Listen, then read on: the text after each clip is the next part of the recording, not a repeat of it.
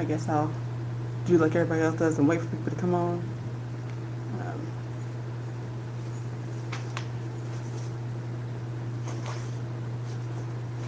let's see.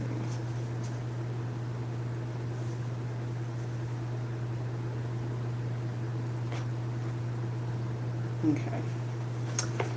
All right, since I got somebody, I guess I'll go ahead and start. I don't want to take too long, but this is really just an introduction of this is Black History Month. I didn't want the month to pass by without sharing some of the knowledge that I have, and not just out of my own mind, but just some of the knowledge I've been given and have learned along the way.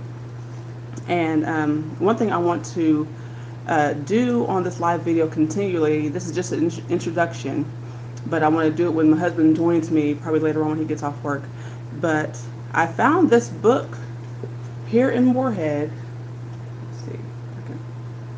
Okay. It is Freedom on the Border. Okay. So this is a book that I found, and it's an oral history of the civil rights movement in Kentucky. And this is something that we don't really hear too much about, because we hear about it all the time in the Deep South. You know, in the Deep South, you know, further south than Kentucky, because Kentucky is considered a border state. So we hear a lot about, you know, what goes on in the South, but we haven't really heard about what goes on in Kentucky. And so I found this book at the Peddler's Mall here in Moorhead, of all places. So I kind of want to go through this book, not the whole thing, of course, but just give you all an idea of what the book is about and share some of the stories that are in here.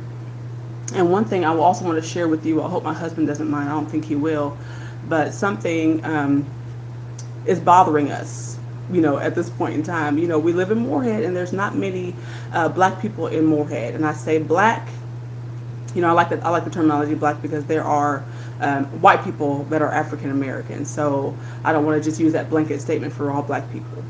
Okay. But here in Moorhead, there's not a lot of black people. And my daughter goes to a school where, of course, there are not a lot of black girls there. And of course, she's smart. Children are smart. They realize this. She knows she's one of very few, you know, that are there. And so they have not done anything for Black History Month. This is a concern. This is a concern. And it's because Black History Month is not just for black people. And I think that a lot of people have that mindset that Black History Month is just for black people. When, if you think about it, we all enjoy worldwide the inventions of black people and the contributions of black people. So Black History Month is really for everybody, just to celebrate, you know. And not only that, but as far as my daughter, she said that they did do something about Rosa Parks, which I was glad they did a little something. But she already knew about Rosa Parks. She already knew about Rosa Parks from last year because I homeschooled her. I taught her about Rosa Parks. I taught her about, you know, the basic ones, you know. So she knows already about that already, you know. But my thing is this, that it's teaching her, by them not really doing anything, it's really kind of teaching her that maybe her heritage or her culture does not matter.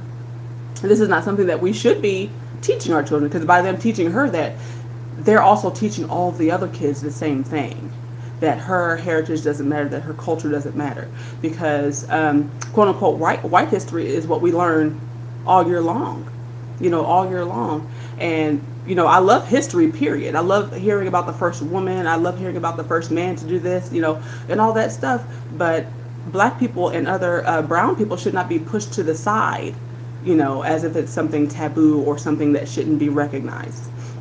So what I'm going to do, I'm going to read a little bit, and it's in kind of a letter form, or maybe a journal form. I'll put this up again for people that didn't see. And this one is by Eleanor Jordan from Louisville, Kentucky. And it's short, but I'm just going to read, you know, something that she wrote.